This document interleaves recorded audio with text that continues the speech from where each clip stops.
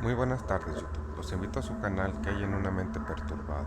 Hoy les presento uno de esos casos que me puedo imaginar que probablemente se clasifiquen entre los peores para muchos de mis espectadores. Este es el caso de Kevin Davis, un joven que tenía 17 años cuando estos hechos ocurrieron. Lo sucedido tomó lugar en Corpus Christi, Texas, aquí en los Estados Unidos.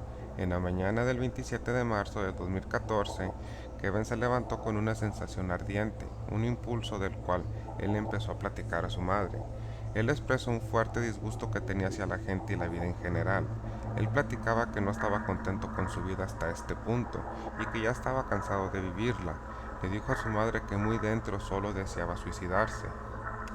Su madre era Kimberly Hill, una señora de más de 50 años, cual era una trabajadora de hospicio. Ella le dijo a su hijo que estaba profundamente trastornada y perturbada por esta revelación.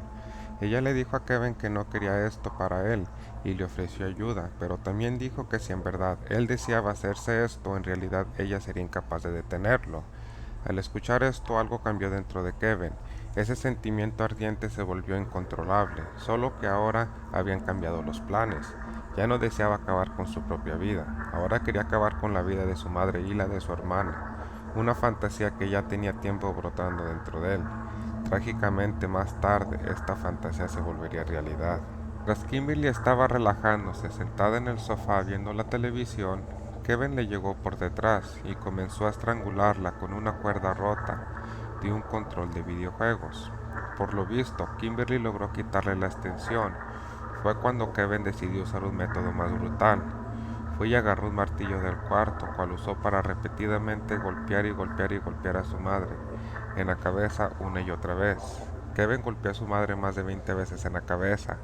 Quería asegurarse de que su madre definitivamente estuviera muerta, así que fue a la cocina y agarró un cuchillo.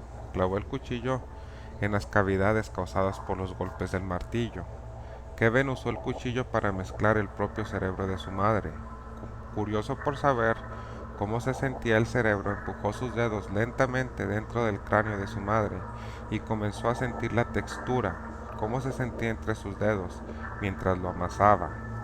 Kevin después cumplió su fantasía más oscura, hizo algo verdaderamente despreciable. Arrastró a su madre dejando atrás un rastro de sangre que corría desde la sala hasta el dormitorio principal. Una vez dentro del dormitorio le quitó la ropa y se salió con la suya. Esa noche, Kevin perdió su virginidad con el cadáver de su propia madre. Cuando terminó se limpió y escribió algunas notas para la policía, una de las cuales decían persíganme, perdón por el desastre. Luego se montó en su bicicleta e intentó huir. En poco tiempo se dio cuenta de lo inútil que era huir. Arrojó su bicicleta en un arbusto y tocó la puerta de la primera casa que encontró. Agarró una pareja desprevenida cuando le abrieron la puerta y Kevin les pidió usar su teléfono para hacer una llamada a la policía, pues acababa de cometer un asesinato. La pareja le pasó un teléfono para que hiciera la llamada. Le dijo al despachador que su madre estaba muerta en su casa y que él fue el responsable. La policía pronto llegó a la casa de la pareja donde Kevin estaba. Ahí lo detuvieron. Después, la policía fue a la casa de Kevin. Una vez dentro de la casa de Kevin, siguieron el rastro de sangre y encontraron el cuerpo sin vida de su madre en el dormitorio principal. Kevin fue interrogado en la estación sobre los detalles de lo que había hecho. Confesó a todo con una serenidad y una escalofriante falta de emoción. La policía le preguntó por qué mató a su madre de manera tan brutal. ¿Qué había hecho su madre para merecer esto? Le preguntaron si fue maltratado o abusado de cualquier manera. Kevin respondió fríamente, sin emoción. Ella era la mejor madre del mundo. Luego continuó diciendo que aunque amaba a su madre no tenía ningún arrepentimiento y le contó a los investigadores todo sobre la conversación que tuvo con ella, sobre el uso de la cuerda y el martillo, y describió cómo el cerebro de Kimberly se sentía. Luego les dijo a los detectives que se había llevado el cuerpo a la recámara, que le había quitado la ropa y la repugnante acción que él hizo con el cuerpo de su madre, confesando que a menudo tenía fantasías acerca de tener relaciones con un cuerpo sin vida. El resto de la interrogación es muy brutal para dictárselas, Pero aquí está la interrogación completa, traducida a la mejor de mis habilidades. Espero que la disfrute. Read your rights, make sure you understand, what's going on. Right now you're accused of murder. Understand that? Okay. Today's March 27, 2014. The time is 11:45 a.m. Your full name is Kevin Jezreel Davis. Okay, and your date of birth.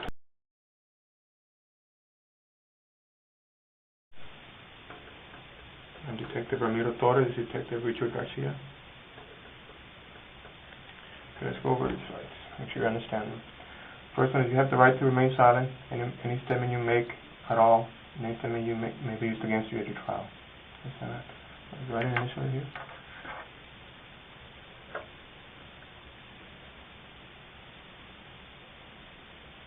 Okay. Number 2 is any statement you make may be used as evidence against you in court.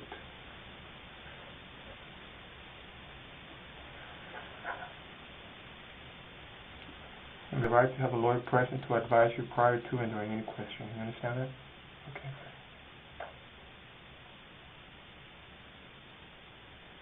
And 4, if you are unable to employ a lawyer, you have the right to have a lawyer appointed to advise you prior to and during questioning.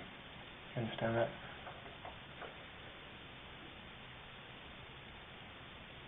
And then the last one, you have the right to terminate this interview at any time.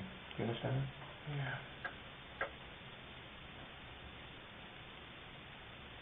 And can you read this out loud for me? These rights were read or explained to me before the statement. I do hereby, knowingly, intelligently, and voluntarily, waive the rights listed above. No one has threatened me, forced me, or promised me anything to make this statement. Is that right? Yes, that's right. Okay. You can go ahead and sign it right here. Date, time. Yeah. Today is March 27th. The time is 11:47.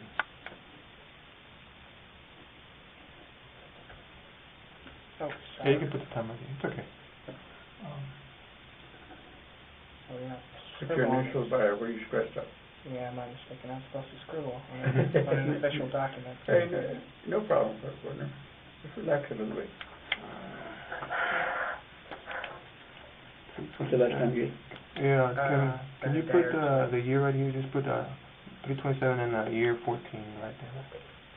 Just so they'll know what year this is. This is written on. Okay. Cool.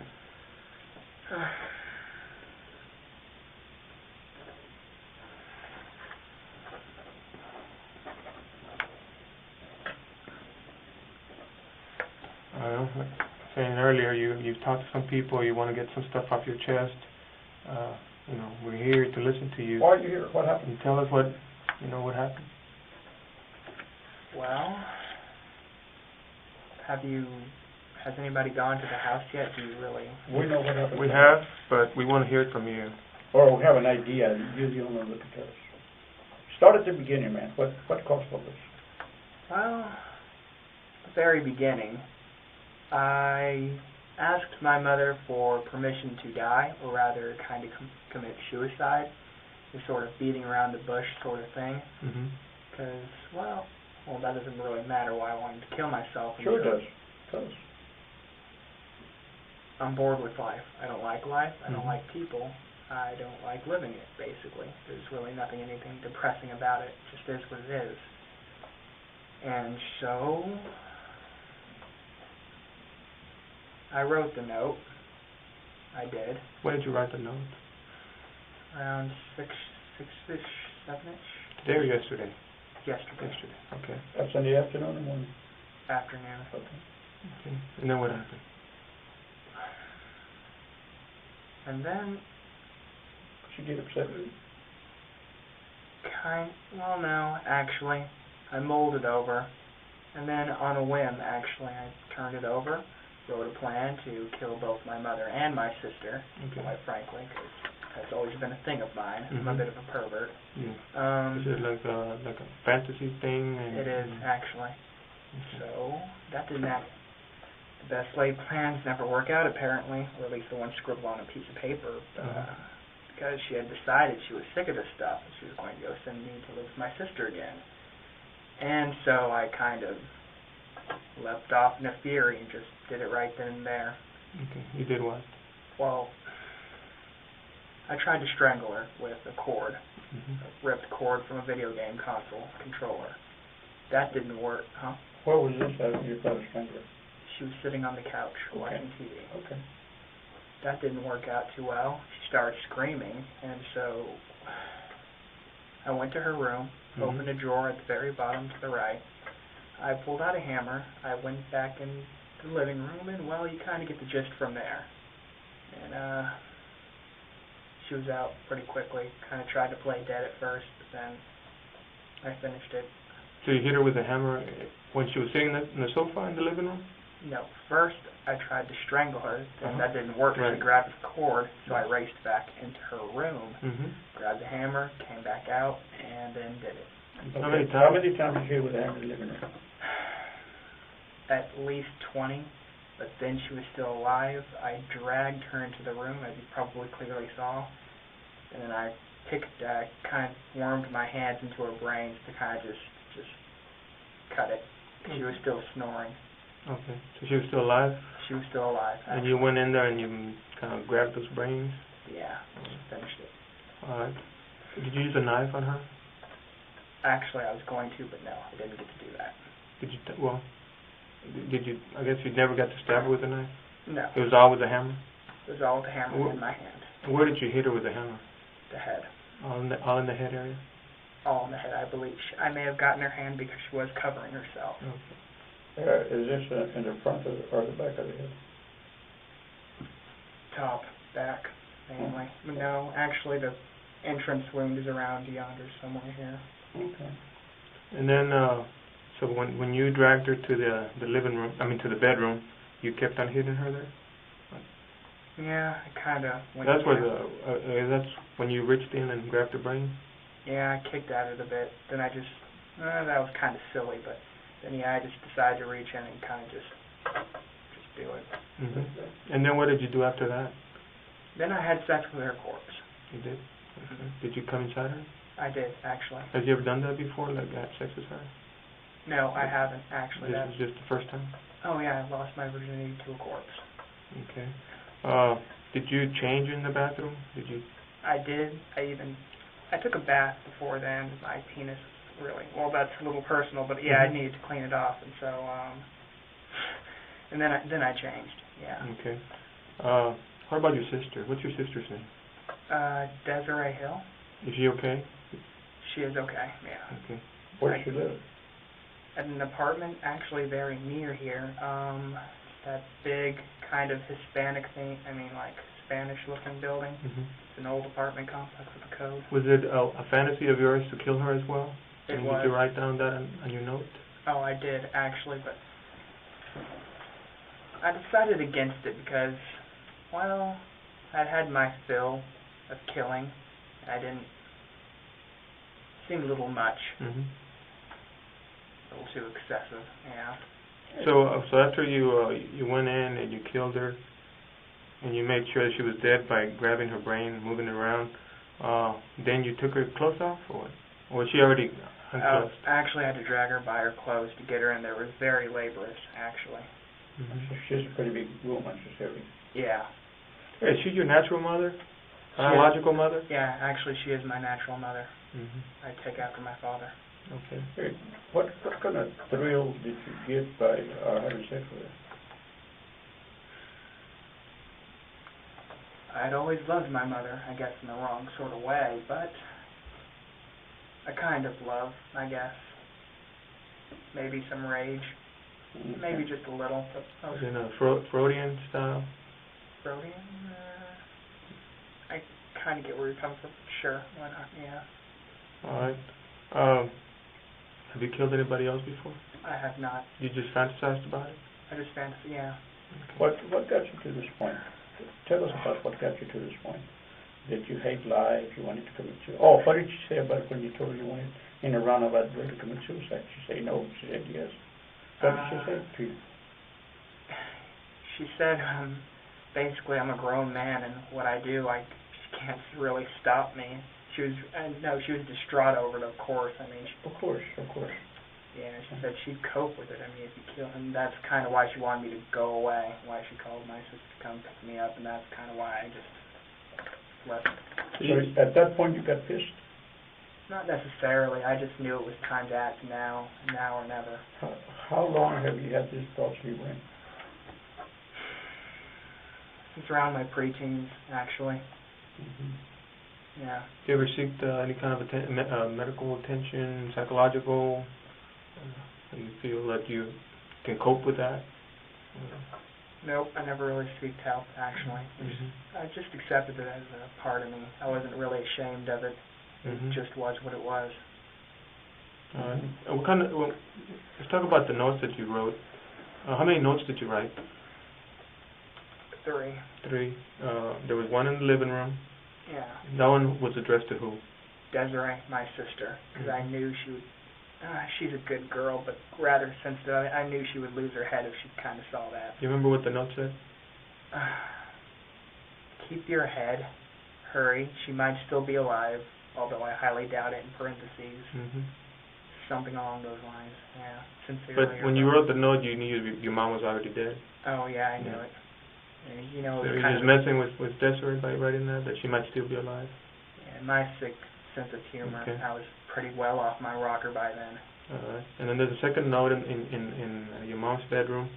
What did that one say? Do you remember? Chase me. Was that addressed to the police or to who? I was in a very playful mood at the time. Okay. I just wanted to run. Just wanted to see how far I could get. But yeah. So what? Your plan was to leave town, or what? According to one of the notes that you wrote.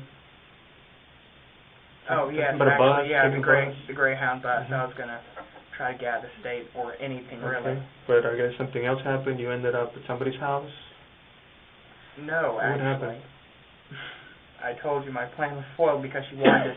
She talked to me. She said my sister's going to come pick me up now, like in a few minutes. Go live with her, and that's when I said it's time to act, now or never. I see.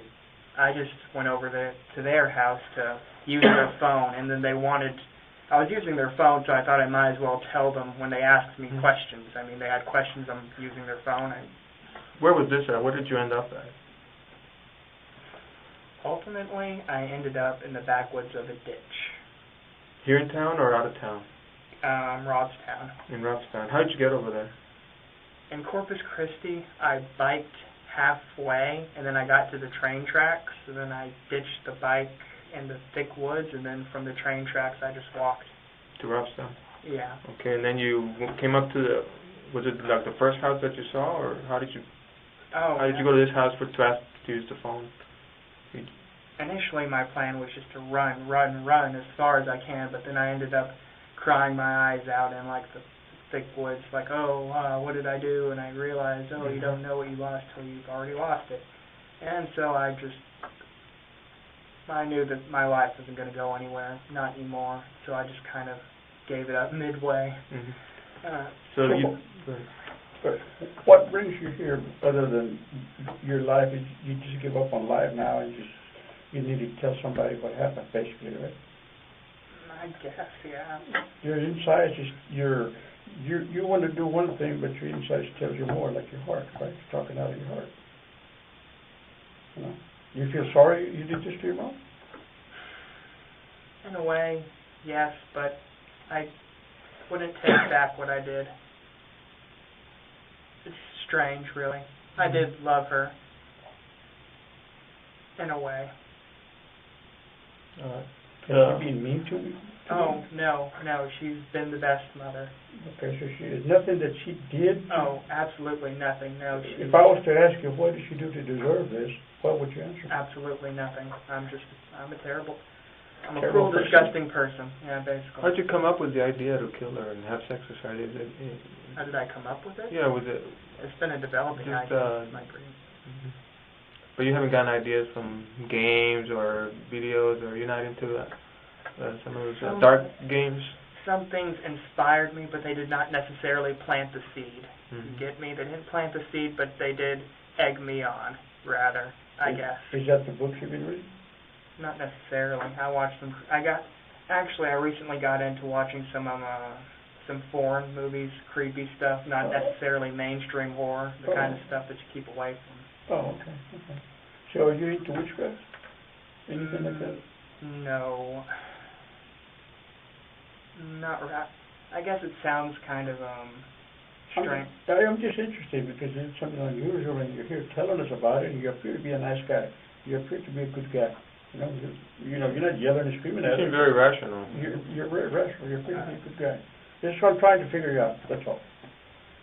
Well, despite how I ended her life, I'm kind of more fascinated by the more artistic ways of murder, the meticulous manner, the way they cut them open, and just slice them to pieces with, such care, such love. And Where did the hammer come from that you used?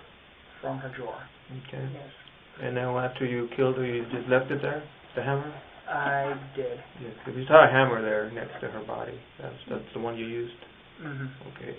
And there was some blood in the knife, but you said you never used it. I guess just blood just from where you grabbed it around the. Oh, that knife. Actually, I used that to stir her brains up a little, but then that didn't really work out, so I just kind of decided to delve on in. Did you do that in the living room or the bedroom? Because we found that it wasn't in the bedroom. I may have started at. So, Yeah, actually, I used the knife in the living room, and then didn't I take it with me? So her brains were already kind of coming out in the living room when you dragged her? Yes, but she was still snoring like a baby, and so I just kind of dragged her. Explain to her how you grabbed her so that you wouldn't leave such a mess in the carpet. Did you carry her from underneath the arms and just dragged her, or how did you drag her? It was very sloppy, actually. Yeah. I kind of just winged it. I dragged her from her shirt. I dragged her by her legs. I dragged her by any way I kind of felt. Okay. I don't really exert physical labor so I'm not a very strong person. She's bigger than you are. Yeah. She's a little bigger than you. How many siblings do you have? Is it just you and Desiree? I do have a half-brother, actually, but I haven't seen him in a long while. Does he live here in town or no? He doesn't. Okay. How about Dad? Where's Dad? He's not in the picture, your dad? Or? No, not really. He's an idiot. He's an idiot. Mm-hmm. Do you have an idea where he's at? Probably somewhere in Fort Worth, maybe.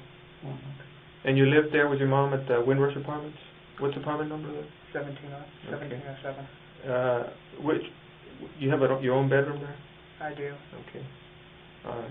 So the note where you wrote the plan that you were going to leave town and kill your mom, kill your sister, that was the one that we found it. We found it in one of the bedrooms.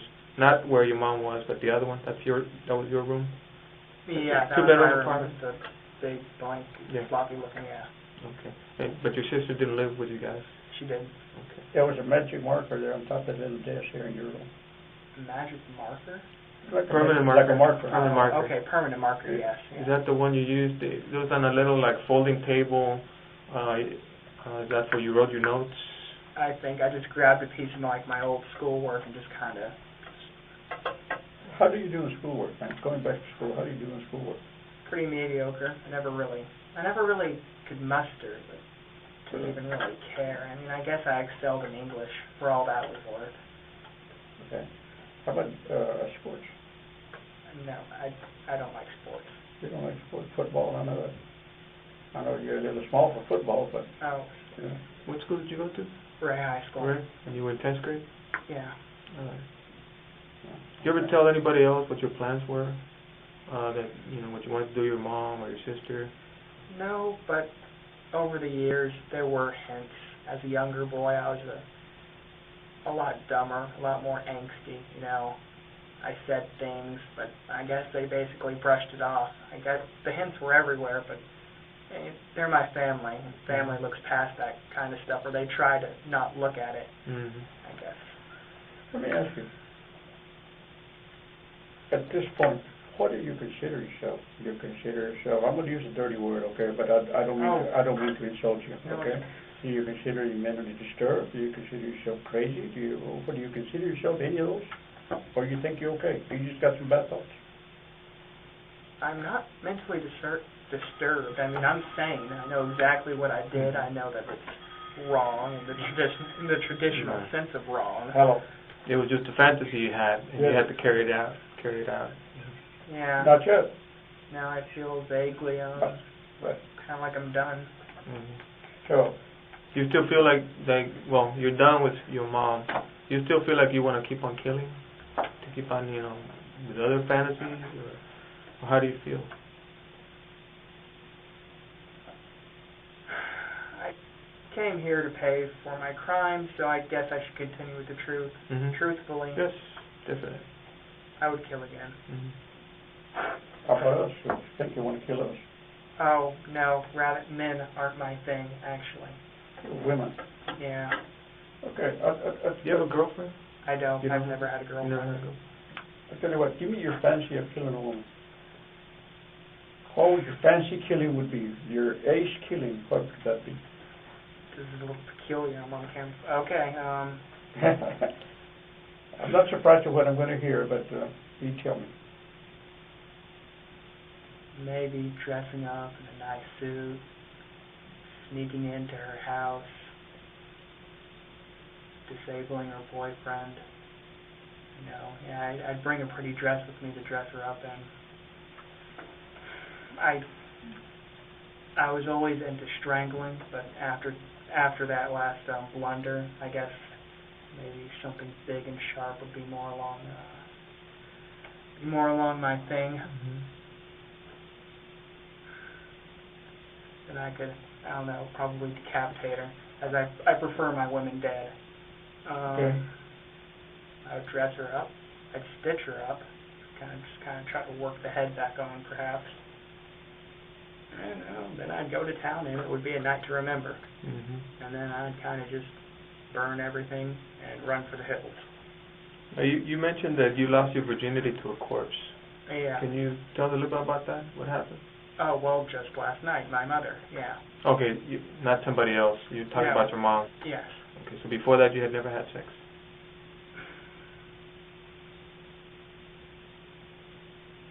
Well, I guess since I'm being quiet about it, I might as well tell you now. And it's on the note too, the PS part. We used to have a gray cat named Claire. Oh yeah, bestiality is a thing of mine too. Now you know. And so I strangled it, I drowned it, and then I cut it open, and you know the rest. You kind of get the rest. You had sex with a cat, with a dead cat? Yeah, ripped it open, stuck it in there. Yeah. You ever had sex with a live person? No. So that your thing, having sex with a live person, that doesn't turn you on. It's dead thing, dead person, dead animals. That's what turns you on. I don't necessarily mind. I don't have standards or morals. Body's a body, and in the end, it's a piece of meat. I guess it's harsh to say, but no, I don't necessarily mind. How about the idea of hurting yourself? Do you have the same idea now? Huh? Do you have the same idea that you want to hurt yourself, commit suicide? No, it's over for me. I'll face the music. Whatever happens, happens. Yeah. There's not a happy ending for me, Well, definitely. tell me, what do you think should happen to you? What do you think your punishment should be? Whatever the judge, the people, the jury deems fit. I can rot, I can suffer for years, or I can be given the death penalty, whatever they think. What do you think you deserve? Killing your mom? Having sex with your mom? I deserve to rot and suffer. I mean, it is what it is. Okay, I want to give you some options here. Okay. 10 years probation, 20 years in the pen, 100 years in the pen. What do you prefer from those series? Name them again. Probation, 10 years. 10 years in the pen, 50 years, 100 years in the pen. 100. The maximum. Right? I suppose. I mean, I admire your mind, man. You don't sit here and try to baby yourself to death. Came here to face the music. I guess just gotta. Yeah. Right. It is what it is. Thank you, brother, man. Anything else you want to add about what happened that's important that we should know? Not really. I'm sure interested in other colorful details. Have you ever hurt your sister? No, I haven't. No. Anybody else? Nope. You never killed anybody else or anything else? Oh, no. Yeah, that was my first. You ever been on Blucher Street? Hmm? You ever been on Blucher Street? Is he referring like Blucher Street. Blucher Street. You know where Blucher Park is? I haven't. It's a large area of Karankawa, Tankawa. It's down the street here in the uptown area. I had a woman that was killed back then. So. Oh no, not me. Oh, okay. And maybe This is the first time you're saying, right, that you killed somebody? Yeah. A person, not an animal? Yes. Do you want to know what's going to happen to you now? Oh, sure. Okay, very simple. You're going to be booked at the county. First, you take the city facility, you're charged with murder. Then you will be transferred over to the county, where, of course, you'll go to the county jail. They'll set a bond for you and everything else, and if you can afford to get out of jail, that means so be it. And if you can't, you sit there until your trial. Okay? The trial, you can plead not guilty, and you can go to trial and let a jury decide if you're guilty or not, or you may be able to cut a deal with the district attorney for whatever time you want to cut a deal for. Okay? Spare the jury. You know, in a jury, of course, a jury of 12, you might have several women or several men. The thing to remember is all those people have had mothers in the past, and they may not be too proud of you. Oh, of course. I don't expect people to think very highly of me after this. Hey, but like I said, I admire you for your honesty. You were honest with us, and you didn't try to bullshit us. Okay, and you're like a man. You came out here and took it like a man. So, around what time was it that you did this to your mom yesterday? Probably ended around 8-ish, 9-ish. At nighttime? Night? Yeah, night. Okay. And then what time did you leave the apartment and ride off on your bike?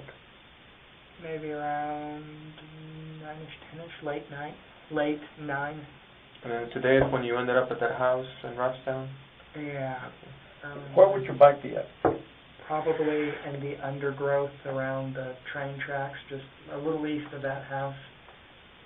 But it's really deep in. No, wait, you said my bike? Yes. Okay, I was talking about my other stuff. But my bike is.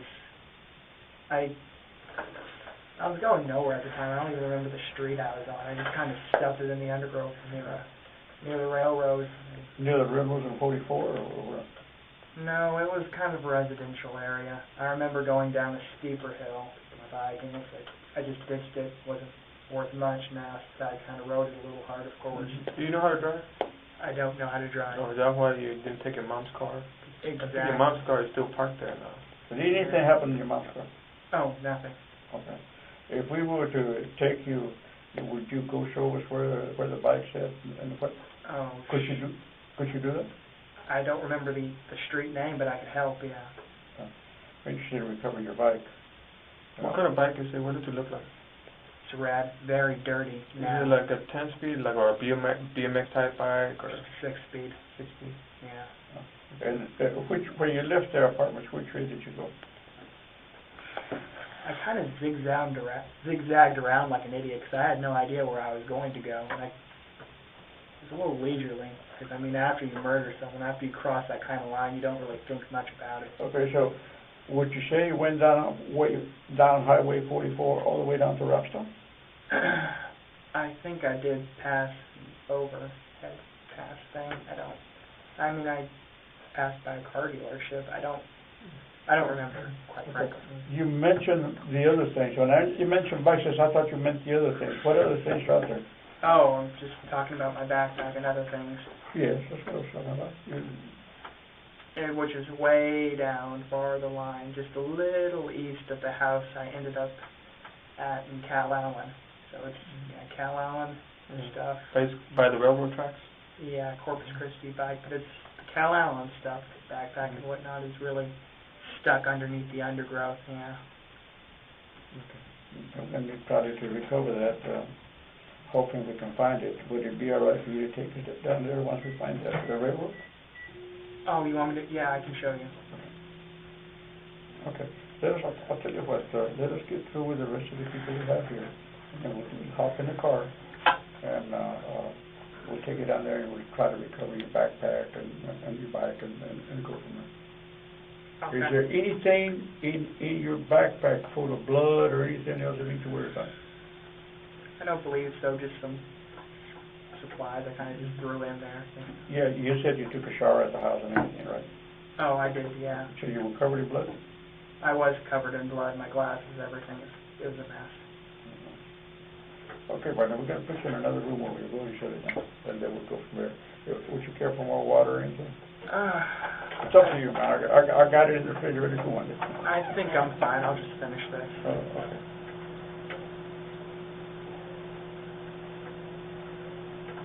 Hmm.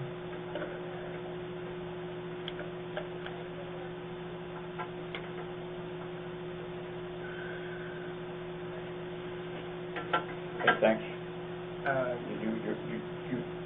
Well, a man, you came across like a man. I mean, not like somebody else. You came across like him. You did what you did, and you came and said it. I admire a man like that. I work this kind of stuff all the time, and you get a lot of time, but a lot of times people all of a sudden did something, and all they want to do is lose out of it. You want to take responsibility. You're a different person. My life's taken a different turn. Time to change, I guess. I don't know.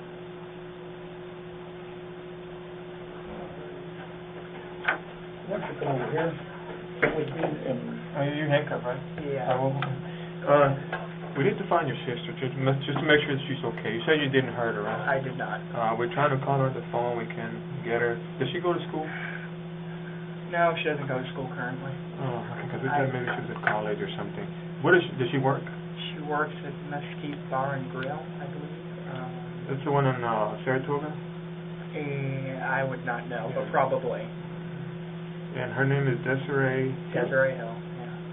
How old is she? 24. You know her phone number? I'm sorry, I don't know about it now. Okay, if I was to give you some numbers, would you tell me if it's right or not? Oh, you have numbers?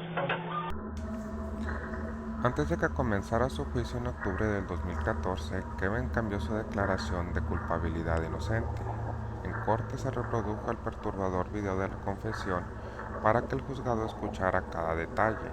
No había mucho que su abogado pudiera hacer, aparte de hablar sobre el trastorno de personalidad de Kevin, con esperanza de que fuera suficiente para darle una sentencia menor.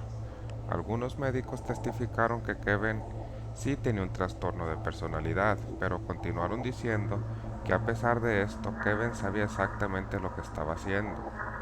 El desorden de Kevin no podía ser usado como una explicación de lo que hizo, pues Kevin conocía la diferencia entre el bien y el mal. No había razón para disminuir la responsabilidad, cual hace que este caso sea aún más aterrador en mi opinión. Kevin es muchas cosas, una persona malvada, enfermiza, perturbada, pero es honesto. Esto se le tiene que reconocer. Incluso durante todo el juicio, se aseguró de decirles a todos que él sabía exactamente lo que estaba haciendo.